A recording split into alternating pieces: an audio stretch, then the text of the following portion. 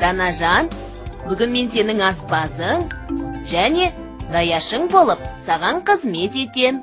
Қандай керемет! Есіңде болсын, біз өз денсаулығымызға пайдалы тағамдарды таңдап ішуіміз керек. Ол қандай тағамдар? Ас адамға күш беретін қуат көзі.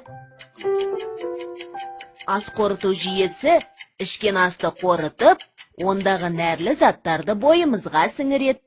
Деніміз сау, мықты болып өсу үшін ағзаға нәрлі заттар көп қажет. Мысалы?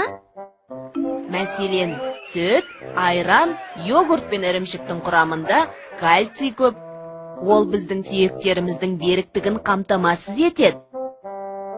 Көкөністер, жаңғақтар және бұршақтардың құрамында адамның терісіне, көзіне, шашына қажетті дәрумендер бар.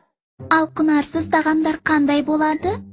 Құрамында пайдалы заты аз, керісінше денсаулыққа зиян, тұзы, майы, қанты көп тағам құнарсыз тағам болып саналады.